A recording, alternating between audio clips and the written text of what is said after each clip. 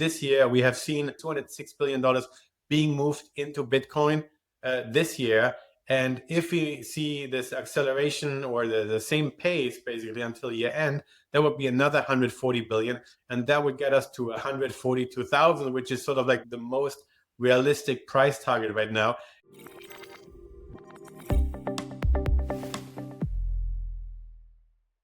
Hey everyone, I'm Jen Sanasi, and this is your Monday Market Outlook. Joining me today is 10x Research founder Markus Thielen. Markus, welcome back. Hey, thanks for having me. All right, Markus, I want to start here. What are you watching this morning?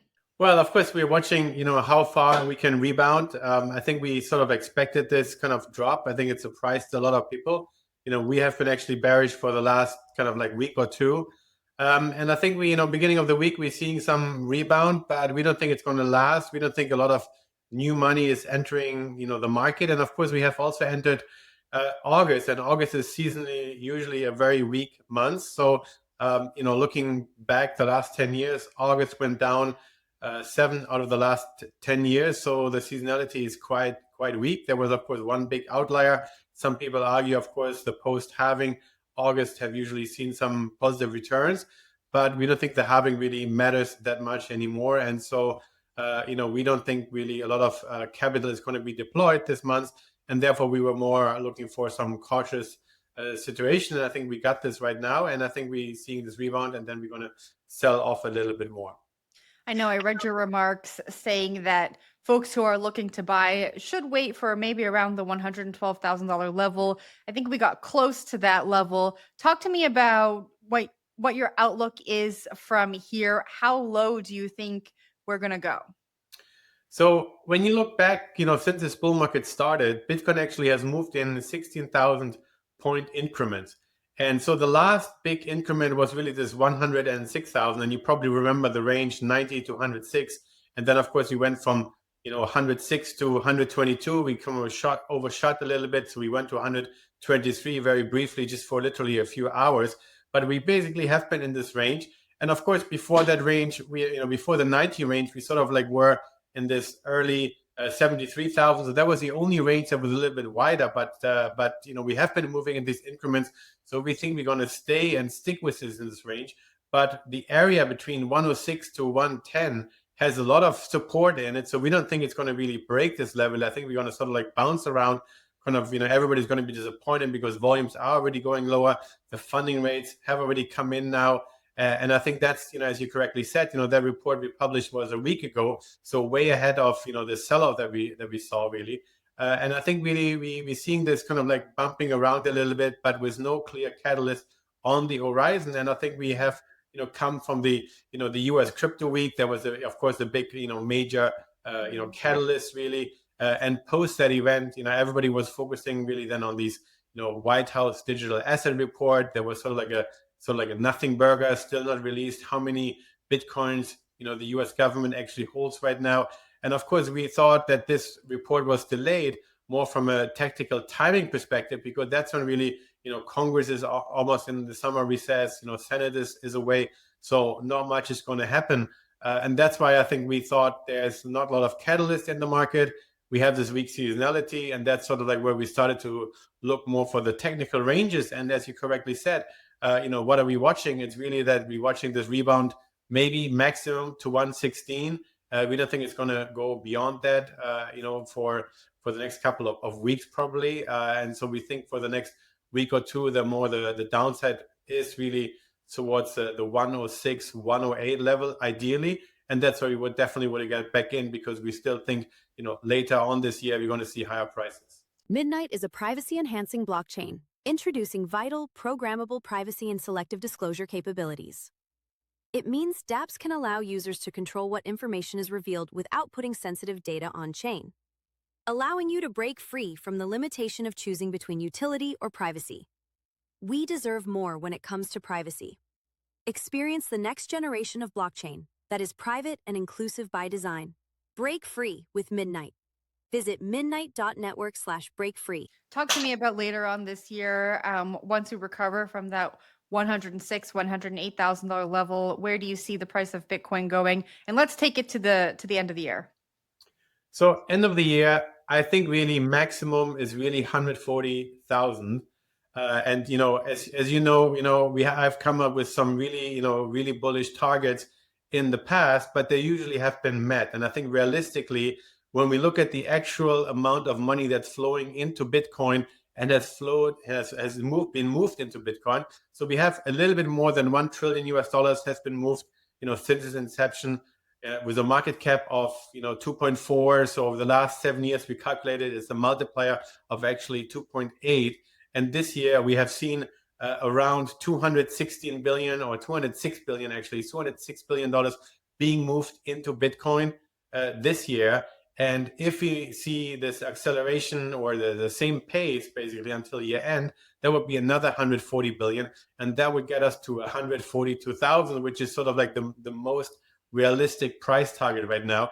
And anything really beyond that, for example, if we want to project a price target of 170, this would really demand a reacceleration of like 150% of the pace of the inflows we have seen this year. And of course, we had a lot of positive news flow already within the market, all these treasury companies that are probably buying less and less, we would assume, simply because the volatility goes down of Bitcoin. And therefore, I think it seems to be that these treasury companies are unable to want to raise the same amount of capital that they have been raising before. For example, when we look at the 30-day raising capital window of MicroStrategy around sort of like the December period, they raised $15 billion in a time of like 30 days. And up until a few days ago, it was just 1.5 billion. So it's a massive difference. And we think this is highly correlated to the decline in Bitcoin volatility, which is now less than 28% for the last 30 days in realized volatility. And that again is correlated to the NAV of MicroStrategy. And therefore they have, of course, to raise different kind of share classes to really pump in new money into the market. But otherwise, they have really not much influence on the Bitcoin price per se, because there's all these other factors, and these other factors are sort of like offsetting the inflow. So 142 is most realistic based on the projecting, based on the inflows we have seen year to date so far. And if we just extrapolate this data, then we would get to 142. And it's going to be very difficult to project how we're going to see an acceleration of this pace. So we think 142 is really the maximum cap. The higher probability is that we kind of finish between 130 to 142. This seems to be very low, and a lot of people were disappointed when we came up with our year-end target, earlier in the year, which was 140 to 160. But it seems like we sort of like maybe not even reaching the lower level of that band. Markus, your take is a little bit more conservative than many of the guests I've had on in the past few weeks. They have a very bullish outlook on the price of Bitcoin by the end of the year. Well, let me say this. I mean, we are not here to, to pump the Bitcoin price. We're here to really, provide valuable insights for our subscribers. And we want to be, most realistic. We're not here, to come up with unrealistic price targets that cannot be backed up by data. And all of our analysis has always been, founded really within the data framework. And right now, if you really want to project the Bitcoin price of, as I said, let's say 170,000, which doesn't seem even that high for a lot of people. But I tell you, you need to have 150% of the inflows you had already year to date. It's going to be very difficult to achieve unless something major really happens, like rate cuts or anything. But a lot of those people have also said since beginning of the year, the Fed has to cut. But, obviously they didn't cut, and obviously they're holding relatively firm. I mean, we have to see if we are like in a similar scenario as last year, where the market sort of like fell apart really, and forced the Fed's hand to cut by 50 basis points. But again, if that would happen, the equity market specifically, need to really start to price that in. So it was really the decline in the stock market, so the decline in risk assets, including Bitcoin, that sort of forced the Fed's hand. So if we want to have a scenario where the Fed is sort of like emergency cutting in September, then of course we need to see risk assets sell off. And I think we started beginning of the year at 94,000. We are actually not that high above that level, despite all these bullish catalysts that we have seen. There is a massive bullish catalyst, developing under the surface that not a lot of people are looking at. And I think, the market will eventually shift to that bullish, macro factor really.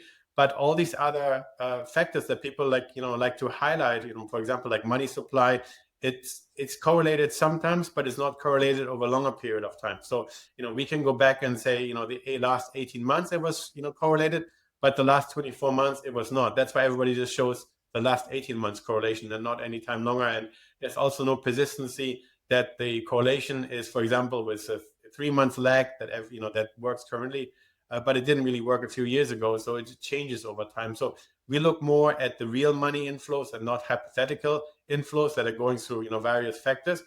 But again, if we really dissect the data, the most likely scenario, how far we can go is 142, and that's still good if we end up there, right, compared to the last 2 years. But we have to see.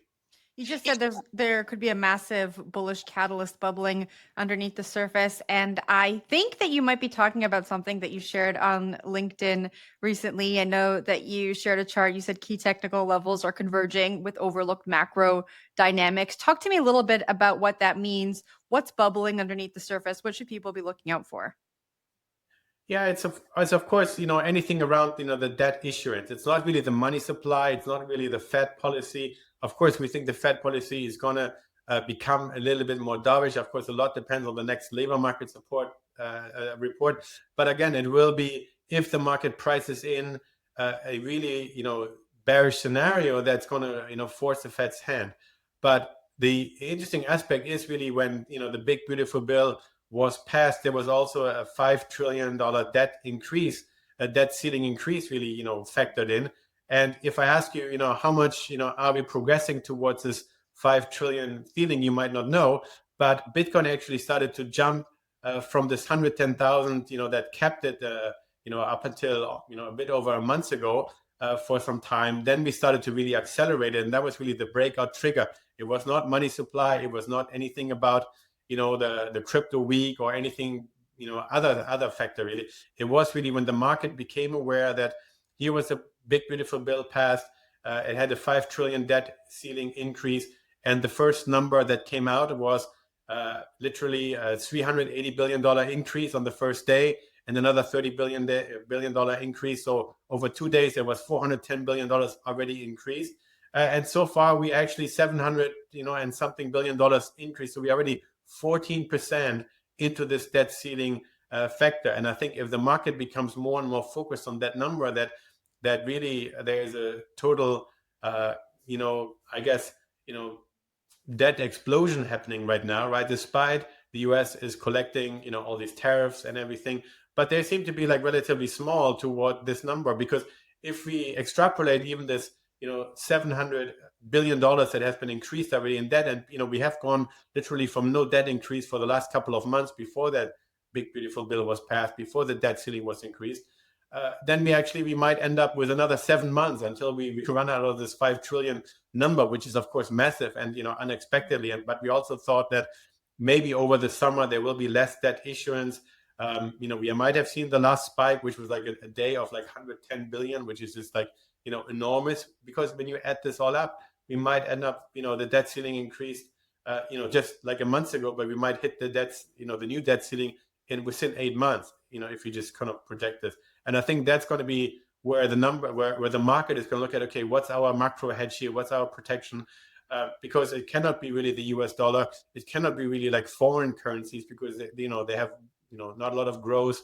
Europe has of course a lot of trouble right now with, I assume, with the tariff deal that they sort of like agreed with, and still the Ukraine war, and of course there is some scenario around there that is actually very negative for Europe. So there are not many hedges. Gold can be a hedge, but I think Bitcoin can be also a primary hedge when the market starts to focus more on the debt ceiling issue or the debt increase issue versus, for example, the labor market right now.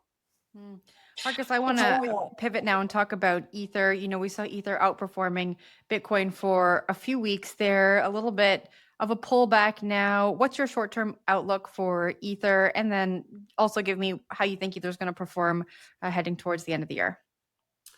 Yeah, very, very difficult. It's very difficult because you have, of course, a lot of momentum from the Ethereum treasury companies. There's a lot of pipe deals being done that are not really benefiting a lot of the smaller shareholders. As you had some of these, leading figures in that space, on your show recently. but the fundamentals within Ethereum have actually not changed. So we have seen around 70% increase over the last months in the Ethereum price. We have also seen close to 70% trading volume being increased, but we have seen only 5% of revenues in the Ethereum ecosystem being generated more, only 5% over the last month. We have only seen sort of like 3-4% of user activity actually being increased. So there's sort of like this divergence right now between the price, the narratives from the treasury companies, and of course they like to say that a lot of it's really the blockchain that's going to support and power all the stable coins, but it's going to be it's going to take some time, and the question really is how much money is really generated on the Ethereum within the Ethereum network, and it doesn't seem so far and so much right now. And I think that's why it's difficult. I mean, we sort of like caught this move more from a technical perspective, but we didn't really buy into it fundamentally, and I think that's why it's very difficult to call. I think if we retrace some lower towards the 3,200 level, it's probably like a level to buy, because then it can go up to 4,000 again. But I think it's just it requires a lot of money being moved in the market, and that has really been driving up the price. But I think with a lot of cryptocurrencies, when you don't see the fundamentals changing, and I think that's why a lot of people have been trying to call the altcoin rallies, but they're never really sustained because nothing really changed fundamentally. And I think that's really the difficult part here, where we sort of look at more from a technical perspective. And we noticed that Ethereum sort of like ran up to the 3,850 level, which was sort of like the one of the previous peaks over from a year ago. And we thought this is where the technical area might be sort of like peaking out. So we're trading it more from a technical level. But I think unless we're seeing a lot of the underlying changes on the fundamental side, and I think that's the difficulty here, because yes, the treasury companies can buy, and they can buy $1 billion or 2 or 3, but again, the market trades 20 to 30 billion a day. So it might actually not make so much influence unless it's really a lot of people buying into the narrative. And the one thing that we also found out is actually that as I was saying, Ethereum went up until a few days ago, was up like 70% in one month, but more than 100% of that move came actually during Asian trading hours. So it was actually Europe that sold Ethereum, but it was Asians that were buying it. And we have seen, of course, a lot of increase in trading volumes, for example, in Korea and the retail heavy market of Korea, where, for example, like even XRP was number one token traded for 16 consecutive days. So we saw this explosion there, but volumes actually have come off. I mean, we look at volumes on Upbit, but we look at also volumes on spot volumes on Binance. They all have come in, and they all have come in with the funding rates also coming in. So there is a lack of momentum going on right now, and I think that's why it's very difficult to project that this narrative that we're seeing right now around Ethereum or some of the themes around these treasury companies are going to sustain for much longer on a short-term basis. Of course, it can pick up again when more institutional money comes in, but I think a lot of institutional investors tend to sort of take off the August and especially I think right now wait with maybe if there's some Trump Putin narrative developing, or if there's some some other stuff happening on the US labor market that everybody sort of gets confused right now. So I think there's a lot of uncertainties, and I think that's why that narrative of the Ethereum treasury companies might be running out short-term basis. Some of the guests who've joined me on the show have said 10 to 15,000 by the end of the year. It sounds like you're saying that's maybe unlikely unless we start to see a lot more momentum in the Ethereum ecosystem. So that, of course, the 10 or 15,000 price target on Ethereum, I think that was primarily based on the valuation that Circle was managed to achieve really well after the IPO. And I think nobody, as Coinbase tried to buy Circle for like 5 billion, so they must know sort of what the fair value is. But of course it ran up to 40-50 billion. It has also come in now quite a bit. And I think so the argument was that when you look at what price earnings multiple Circle was trading, and I think Circle is trading well above a P ratio of 100, versus the the Coinbase or Galaxy or some of the more established companies, even like Robinhood. They tend to trade around like a 40 times PE ratio. So of course, even in this exuberant rally that we have seen the last couple of weeks, that the PE ratio have expanded, but it's usually a PE ratio of like 40 that seems to be more realistic, versus Circle had a PE ratio of 100 or 200, depending on what kind of like frame you look at, if you look at this year or next year projections. But here the argument was really made that, okay, Circle trades at such a high value, it must be all these investors like adjusting really their assumption of where the level can go. And therefore, if you look at the same revenue that Ethereum is generating, that's where you can come up with a price target of 15,000.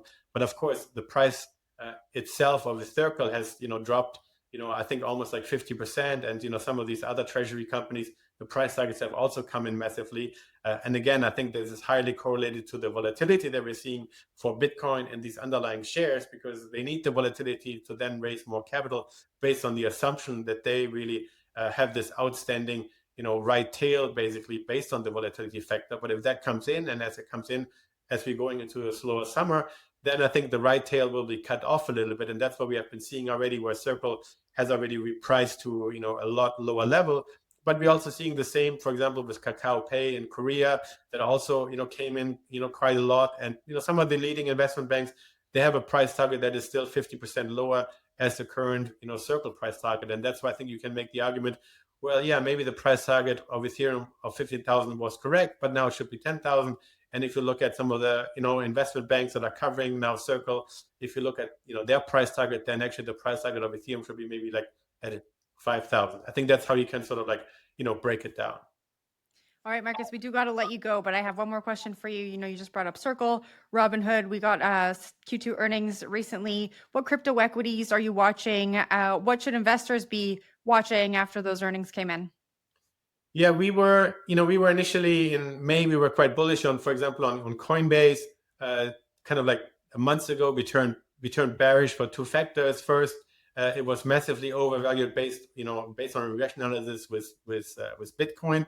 It was more than 20% overvalued, and historically that was sort of like the maximum cap. After the earnings last week, we are sort of like fairly valued here right now versus Bitcoin. But relative to trading volumes, Coinbase should drop another 10%, if not 15%. And if we see even lower volumes, then I think it should drop probably even a little bit more. But I think if we drop to those levels, then I think it would offer like another opportunity, for a Q4 rally, which we still project, we still expect. So we think it's sort of like a tough environment right now until sort of like September. But I would definitely position then in September for a big Q4 rally that we still project. And again, some of the crypto equities might then trading at quite below fair value levels, and that's usually when we want to get in from a disciplined investment perspective.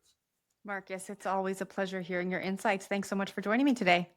Thanks for having me. Thanks, Marcus.